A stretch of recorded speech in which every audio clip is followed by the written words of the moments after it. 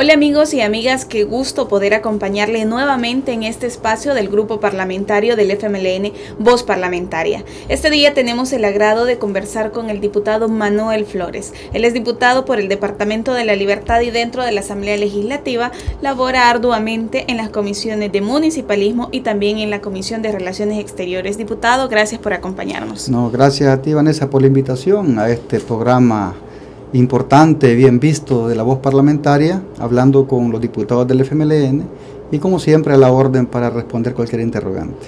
Diputado, en este espacio nos gusta rendirle cuentas al pueblo salvadoreño del trabajo que los y las diputadas del FMLN están realizando dentro de la Asamblea Legislativa.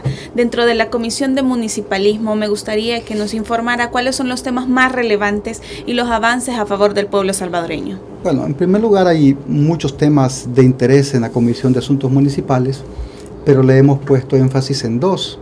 El tema de los impuestos municipales, que es un dolor de cabeza permanente de las alcaldías, especialmente del alcalde y su consejo, y el otro tema es el tema de la descentralización.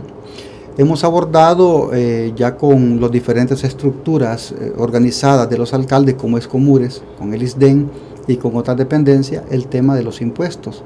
Porque nos hemos dado cuenta y hemos vivido los procesos de inconstitucionalidad que se le ha dado a muchos proyectos de impuestos en algunos municipios. El caso de San Salvador es un caso bastante reconocido, el caso de Soyapango. Y entonces nosotros hemos hecho una labor conjunta, tanto la Comisión de Asuntos Municipales, Comures y otras dependencias, para crear una propuesta integral. En ese sentido estamos dando estudio, estamos dando opciones y aperturas a los alcaldes y a Comures para que nos reunamos junto con los diputados y técnicos y sacar una alternativa. El otro tema es que hemos creado una subcomisión de descentralización, esa la coordino yo, y en ese tema pues ya recibimos al secretario de descentralización, al licenciado Alberto Enríquez, con el cual estamos tocando precisamente el tema de la ley de descentralización, una ley que fue elaborada allá por el año 2011, pero que hasta la fecha no se ha dado, no se ha establecido como tal. Por esa razón, la semana pasada se creó un decreto transitorio para darle vida a la Comisión de Desarrollo Territorial, para que el presidente pueda juramentar a esta comisión, que está integrada por ministros y por 3 delegados de Comures con su respectivo suplente. En ese caso, reforma transitoria, lo que le va a hacer es darle vida a la comisión, para que la comisión, una vez instalada, comience a hacer propuestas de reforma a la misma ley de desarrollo territorial. ¿Qué significa esto? Que esto converge y concatena con el trabajo que estamos haciendo en cuanto a las delimitaciones territoriales, porque el país necesita certeza jurídica, los municipios necesitan certeza jurídica y los pobladores también. Hemos encontrado casos, por ejemplo, de que hay municipalidades que cobran impuestos a la misma comunidad, pero los servicios ninguna de las dos los da. Hemos encontrado casos bastante folclóricos, como una alcaldía ha reparado la mitad de una calle porque la otra mitad le toca a la otra alcaldía. Entonces, lo que se está haciendo es una negociación intermunicipal. Los alcaldes con su consejo hacen los acuerdos, llegan a acuerdos, y es así como a través de ese proceso el CNR le da certeza, manda a la comisión y la comisión aprueba. Pero también hay casos bastante difíciles, como por ejemplo Cuisnahuat con Sonsonate. Por ejemplo, Cuisnahuat está reclamando salida al mar. Sonsonate dice que le pertenece, pero cuando no hay una propuesta consensada, pues la comisión va a tener que optar por los documentos históricos y los antecedentes. En ese sentido, por ejemplo, está de por medio el relleno sanitario, el cobro de algunos impuestos, la pertenencia como tal.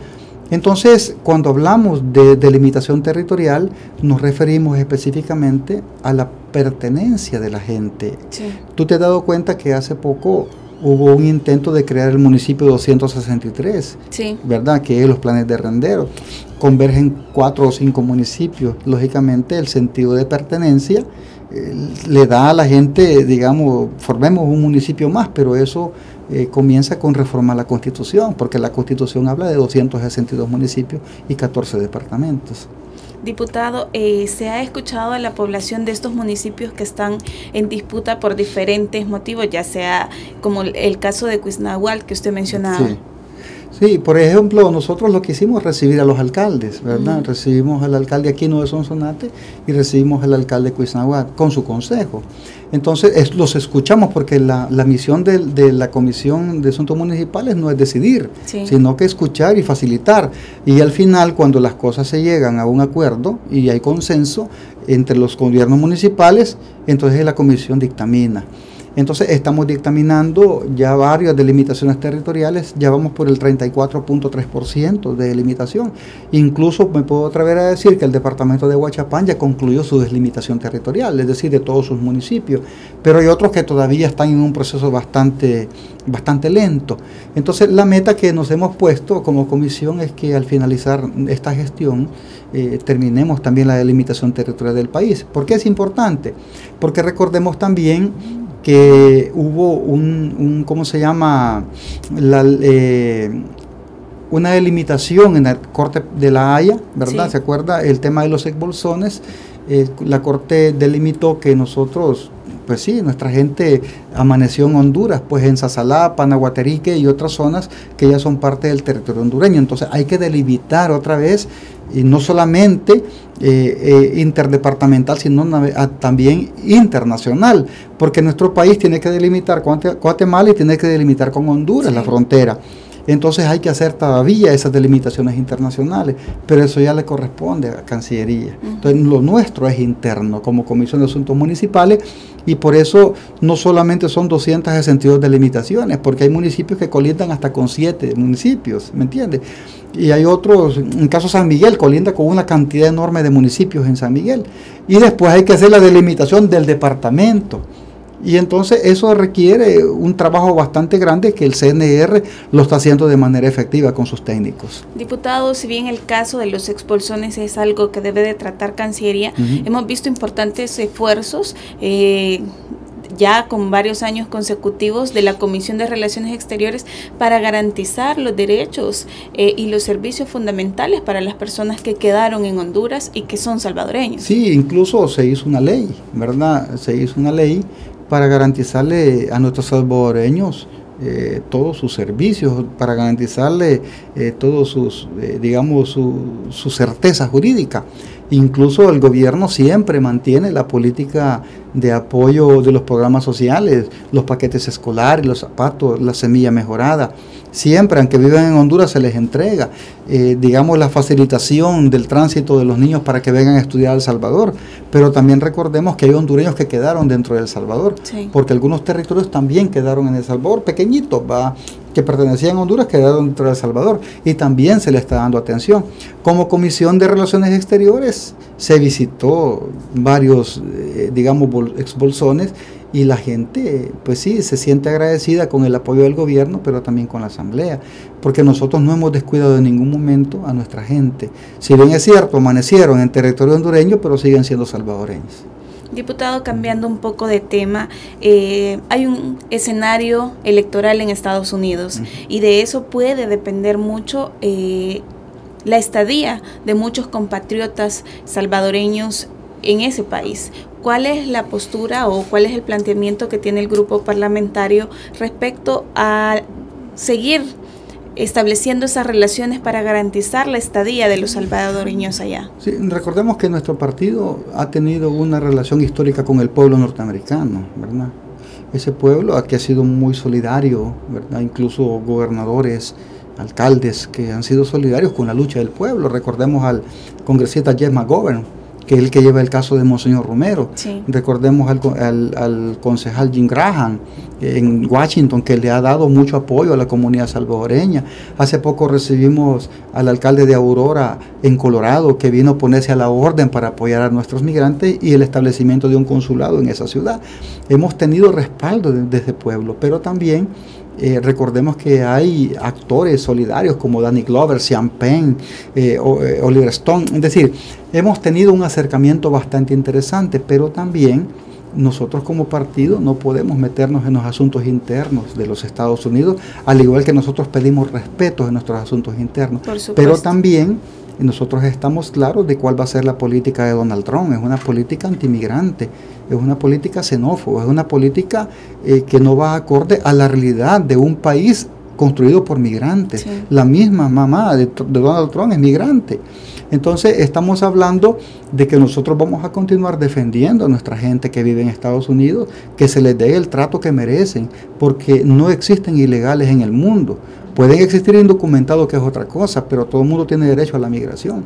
En ese sentido, nosotros estamos llevando los acontecimientos de las elecciones en Estados Unidos, pero si tú me preguntas a mí cuál es mi candidato favorito, es Bernie Sanders, por ejemplo, ¿verdad? Que es una persona con principios y con una cordura y además con una coherencia política desde siempre. No ha cambiado su visión en cuanto a la construcción de un país distinto. Él habla, por ejemplo, de que Estados Unidos ya debería estar haciendo guerras en el mundo, de dejar de hacer guerras en el mundo y de invadir países y de apoyar golpes de Estado. Es decir, es una persona muy correcta. Si tú me preguntas, él es un candidato ideal para gobernar Estados Unidos. Incluso las encuestas le dan a él como ganador sobre Donald Trump y con una ventaja grande. Pero, ¿por qué razón? Porque está teniendo el voto de muchos jóvenes. Sí. ¿Verdad? El voto de la gente que realmente piensa que Estados Unidos debe de cambiar su status quo, es decir, que debe de hacer algo distinto, ¿no? Levantar la economía de ese país, porque está endeudado con todo el mundo. Entonces, prácticamente nosotros esperamos de que independientemente de quién gane, y si tú me preguntas a mí, yo me inclino más por los demócratas, sí, ¿verdad? Me inclino más por los demócratas, y en caso de ser nominada Hillary Clinton como candidata, pues el respaldo es para ella. Diputado, hemos visto esfuerzos desde el Ejecutivo con otros países, de hecho el Triángulo Norte. ¿También hay esfuerzos similares de parte de los grupos parlamentarios de estos países? Sí, por ejemplo, recuerda que nosotros tenemos nuestra diplomacia parlamentaria y precisamente aparte de la relación que tenemos con Guatemala y Honduras en el Triángulo Norte, que es un proyecto que se comenzó con el tema del trifinio, que nuestro vicepresidente de esa época, hoy presidente, le dio mucho empuje, ¿verdad?, al tema de las relaciones comerciales, turísticas, de inversiones conjuntas.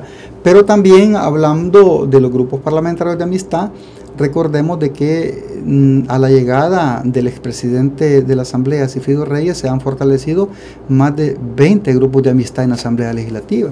El último que se ha creado es el grupo de amistad con Palestina, del cual soy miembro.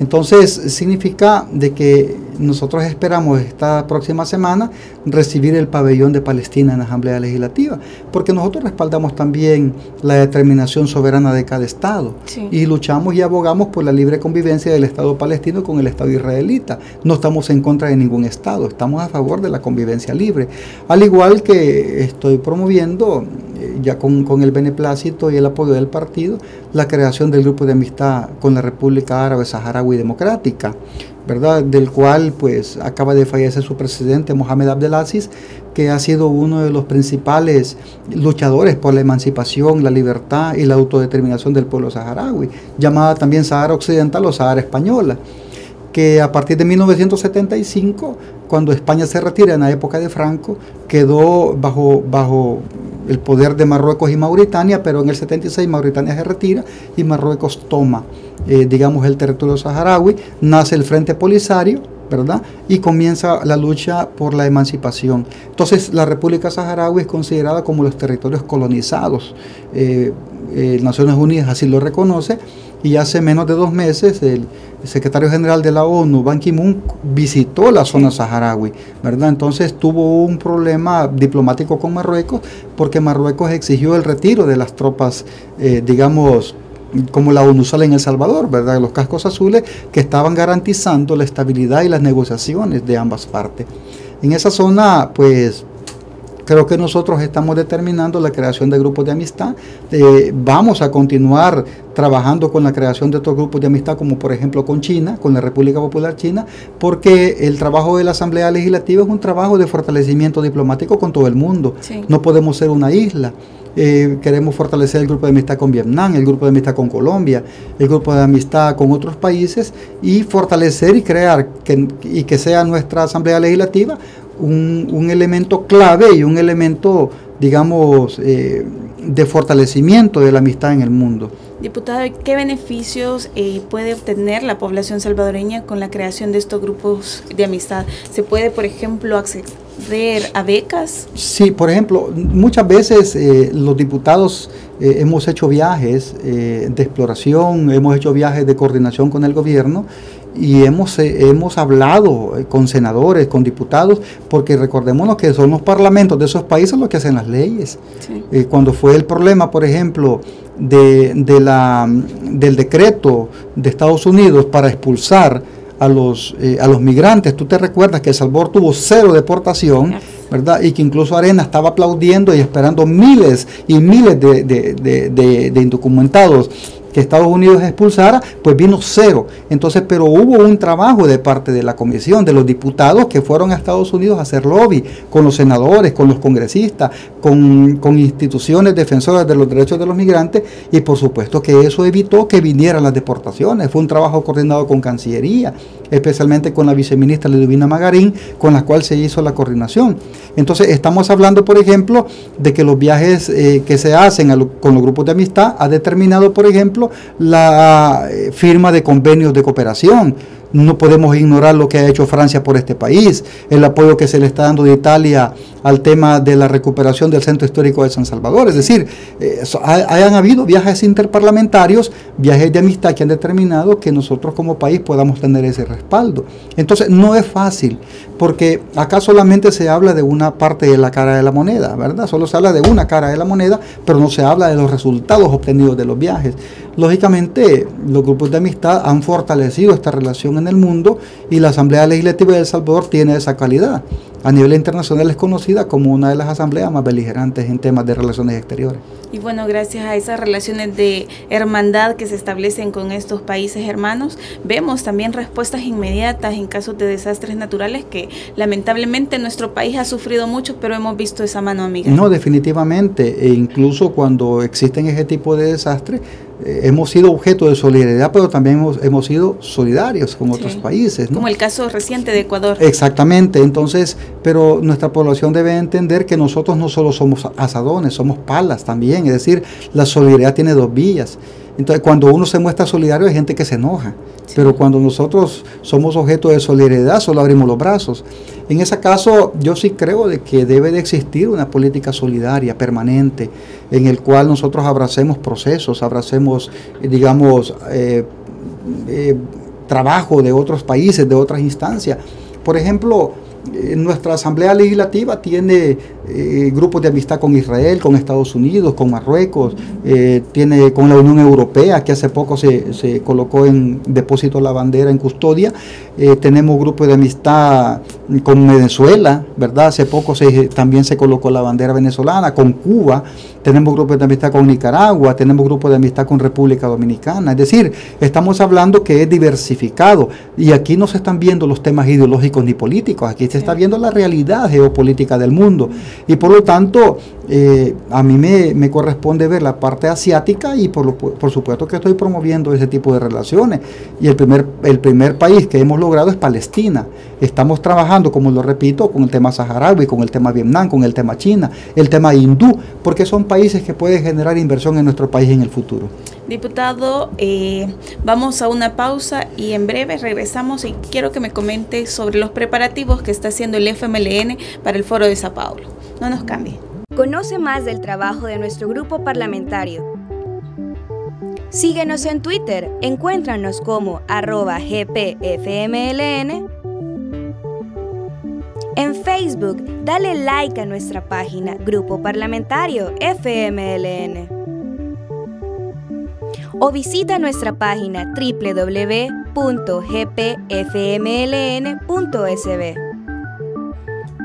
Grupo Parlamentario FMLN, legislamos a tu favor. Gracias por continuar en sintonía de los medios legislativos. Estamos en el espacio del grupo parlamentario del FMLN. Conversamos con el diputado Manuel Flores. Ya nos brindó todo un escenario de ese trabajo que se está haciendo para fortalecer las relaciones con otros grupos de parlamentarios, esos grupos de amistad parlamentaria. Ahora, diputado, me gustaría que conversáramos sobre ese acontecimiento tan importante para el cual se está preparando el FMLN como partido político, y es el Foro de Sao Paulo. En primer lugar, me gustaría que nos explique qué es el Foro de Sao Paulo. Bueno, el Foro de Sao Paulo es la reunión permanente de los partidos políticos de izquierda de América Latina y algunos partidos invitados del mundo. Se llama Foro de Sao Paulo porque nació precisamente en la ciudad de Sao Paulo, Brasil, y uno de sus fundadores, el expresidente Lula da Silva, va a venir al foro, casi está confirmado. Esa reunión abarca a los partidos revolucionarios, a los partidos de izquierda y a los partidos progresistas, porque hay que saber diferenciar las cosas. No todo gobierno progresista es revolucionario, ¿no? Sí. Pero el Foro de Sao Paulo reúne a partidos de toda América Latina, ¿verdad? Y el FMLN es de los partidos fundadores. Es más, en Centroamérica el FMLN es el partido decano, ¿verdad? El reconocido como el partido decano. Está el Frente Sandinista, la URNG, partidos como el PT y el PRD de México, del PRD de República Dominicana. Vienen invitados de Noruega, de los partidos socialistas de Noruega y Suecia. Vienen confirmados ya los invitados de Vietnam y China y la República Saharaui y Palestina. Es decir, vienen como observadores porque es la reunión de todos los movimientos y partidos de izquierda.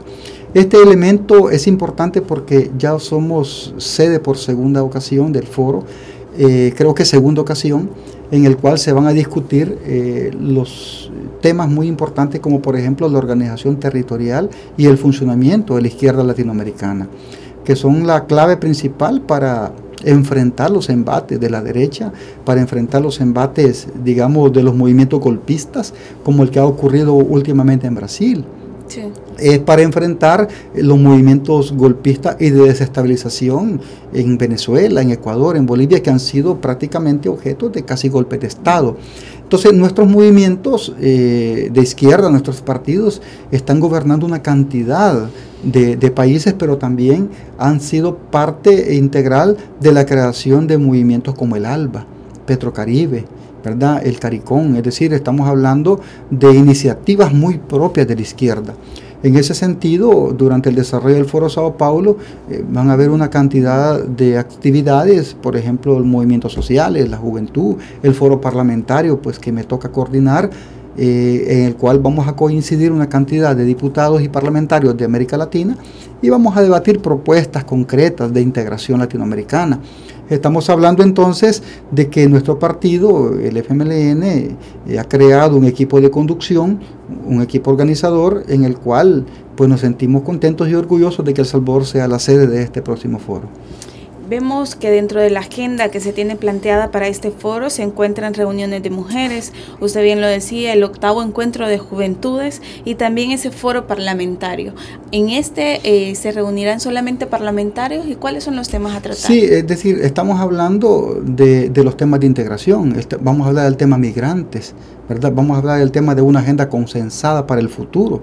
Vamos a hablar del tema de los seguimientos de los temas parlamentarios, por ejemplo, la creación de leyes de beneficio para el pueblo. Por ejemplo, El Salvador tiene varias cosas que presentar, como por ejemplo la ley de protección social, que fue la que presentó el presidente Funes, para garantizarle a la gente pues de manera certera y jurídica sus paquetes escolares, para que ningún candidato se apodere y se apropie de una propuesta que ya fue consensada y votada en la Asamblea Legislativa. Estamos hablando del tema de la productividad, estamos hablando del tema de la independencia económica, es decir, el foro parlamentario va a reunir una cantidad de propuestas y de iniciativas que lo vamos a dividir en 3 panel foros, ¿verdad? Donde va a haber participación de casi 26 delegaciones. Entonces, en ese sentido, como es un evento de izquierda, pues vamos a participar, por supuesto, los diputados del FMLN. Diputado, se tiene planteado también la presentación de un libro que recoge la vida del FMLN. A su juicio, ¿cuáles son esos momentos más importantes de la vida de este gran partido político? Recuerda que nosotros hemos recogido la semilla de muchos héroes y de mucha gente valerosa en nuestros países, porque si nos vamos atrás de nuestra historia tenemos que hablar de Anastasio Aquino, de Pedro Pablo Castillo, que fue, pues sí, uno de los próceres de la independencia que murió exiliado en Jamaica, pues, ¿me entiendes? Entonces, una persona que fue alcalde de San Salvador y que salió de la entraña del pueblo. Tenemos que hablar del padre de Palacios, tenemos que hablar de la insurrección del 32, de Félix Tuy, tenemos que hablar de Feliciano Ama, Francisco Sánchez, Modesto Ramírez. La historia del FMLN es la continuación de estos procesos libertarios y emancipadores. Tenemos que hablar lógicamente de Farabundo Martí, de Alfonso Zapata, de Mario Luna, de Miguel Mármol. Tenemos que hablar de una cantidad de héroes y heroínas. El legado de Prudencia Ayala, por ejemplo, que enfrentó el poder, digamos, paternal, o sea, patriarca que existía en esa época, cuando se inscribió como candidata a la presidencia. Tenemos que hablar, por supuesto, del legado del comandante Chafik Handal, tenemos que hablar del legado de los héroes y mártires, tenemos que hablar de una cantidad de hombres y mujeres que han dado su vida. El FMLN no es nada más un partido político, es una historia, ¿verdad? Es una historia, es prácticamente un partido que nació bajo la idea de un colectivo de hombres y mujeres, pero también recordemos la lucha emancipadora centroamericana de Farabundo cuando estuvo con Sandino, ¿verdad? Porque también esa parte debemos de entender que nuestro partido tiene presencia en todo el mundo, especialmente en Centroamérica.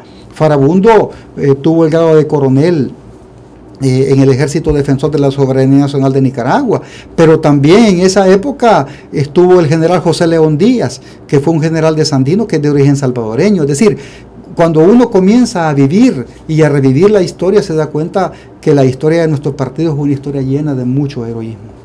Diputado, hablando de esa lucha, la última sesión del Foro de Sao Paulo en la capital salvadoreña fue en el año 2006. Sí. Aún éramos un partido político que venía luchando por la vía electoral. Ya después de los acuerdos de paz se dejan las armas, se empieza a luchar por la vía electoral. En ese momento aún no se había ganado en ningún momento la presidencia de la República. Después de este foro se logra en el 2009 la presidencia con el presidente Mauricio Funes y posteriormente ahora con el presidente Salvador Sánchez Serén. ¿Cuál es el giro que se ha dado en nuestro país a partir de ello? No, lo que sucede es que los pueblos han entendido que la lucha es colectiva, ¿verdad? Eminentemente colectiva. Y cuando el pueblo participa, hay transformaciones. Nuestro país, por ejemplo, es objeto de mucho orgullo a nivel internacional, porque a partir de la llegada del presidente Funes, se han dado dos elementos clave. Ciudad Mujer, que ha sido reconocida como uno de los proyectos más visionarios a nivel mundial. Sí. Y que ha tenido reconocimiento internacional, ¿no? Y el tema de los programas sociales. Es decir, cuando nosotros participamos en los foros interparlamentarios, nosotros siempre exponemos que El Salvador ha demostrado que se puede transformar la realidad de un país y de un pueblo.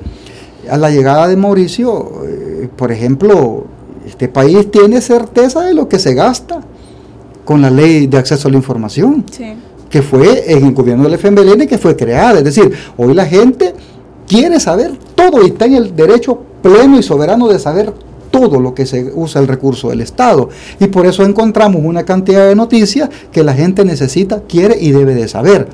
En los tiempos del 2009 para atrás no se sabía en qué se gastaba, ¿verdad? Podemos leer el libro de Salvador Arias, donde se habla de miles de millones de dólares que se han robado, ¿verdad?, que se han desaparecido, que se han repartido. Y de casos emblemáticos, ¿ya?, que tenemos conciencia, por ejemplo, el Hospital de la Mujer. El Hospital de la Mujer, el tema de la banca, el tema de Selenel, estamos hablando... La carretera Diego de Olín. La carretera Diego Sin Fin, ¿verdad? Entonces, ahora, Monseñor Romero, estamos hablando de una cantidad de recursos que se perdieron, el tema de ANDA, por ejemplo, ¿verdad? Que estuvo preso Carlos Perla, es decir, pero que ahora nosotros nos enfrentamos a una realidad distinta y todavía estamos esperando que uno de nuestros ministros sea enjuiciado, pues, o sea, ¿dónde está pues la lógica?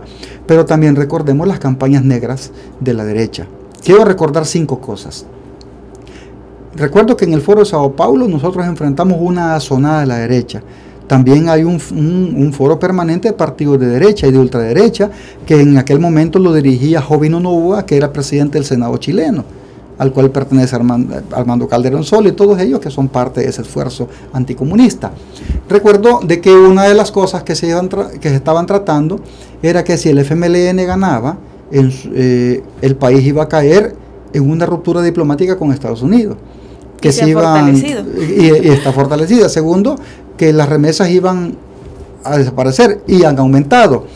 Que se iban a quemar Biblias y a cerrar iglesias. Hay más iglesias. Sí. Por ejemplo, que no iba a haber papel ni pollo. Hay producción. Que se iba a acabar la producción, los frijoles más baratos. Es decir, estamos hablando de que hemos desmontado las mentiras de la derecha. ¿Y cómo las hemos desmontado? Aplicando los programas que se presentaron para la alcaldía, asamblea y presidencia. Es decir, nosotros le estamos dando continuación a las plataformas. Y en ese sentido, ¿cuál ha sido el éxito? La participación de la gente. Y no es casual que durante los programas del presidente, Gobernando con la Gente, se llene cada evento, cada 15 días. Es decir, estamos hablando de una nueva forma de gobernar, pero recordemos también de que no es un expresidente del Frente el que cayó preso por corrupto, ¿verdad? Entonces no es el Frente el que desvió fondos de donación. Estamos hablando que en la época de antes venían donaciones para los terremotos y la lluvia, venían, aparatos médicos que aparecían en clínicas privadas. Yo recuerdo cómo se llenó CIFCO en la época de antes, con aparatos, con equipo médico. Nunca llegó a los hospitales públicos. Están en las clínicas privadas. Y por esa razón ahora no es raro encontrar demandas de los doctores que exigen derechos, pero no le dan buena atención al pueblo. Entonces yo creo que esta parte debemos de saber que en el año 2006, cuando fuimos sede del Foro Sao Paulo, se discutió precisamente lo que está ocurriendo, sí, ¿verdad? Lo que está ocurriendo. Y cuando los procesos se desvían un poco, ocurre lo que ocurrió en Argentina.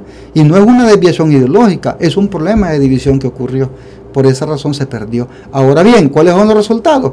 Miles de despedidos, cierre de medios de comunicación, y ahí no se pronuncian los defensores de los derechos y las libertades, ¿no? No se pronuncian. Por ejemplo, el último tema del presidente Macri le mandó una donación de $16 millones al Vaticano y el Papa le dijo que no iba a recibir dinero que quizás salió del sufrimiento del pueblo y de la mala paga que le dan a la gente.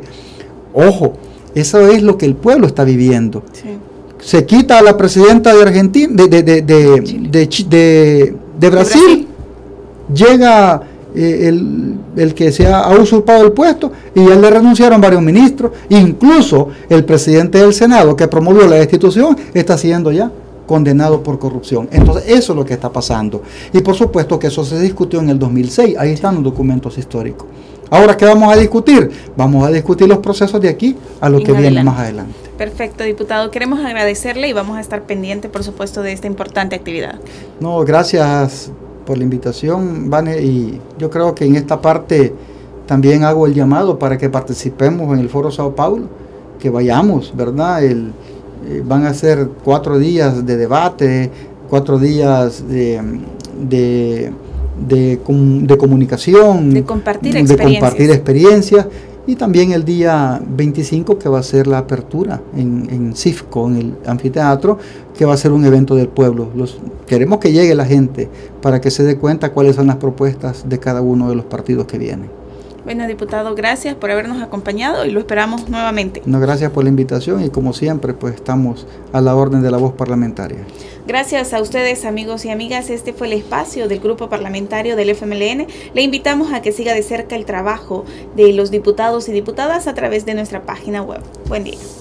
Conoce más del trabajo de nuestro grupo parlamentario. Síguenos en Twitter, encuéntranos como @GPFMLN. En Facebook, dale like a nuestra página Grupo Parlamentario FMLN. O visita nuestra página www.gpfmln.sb. Grupo Parlamentario FMLN, legislamos a tu favor.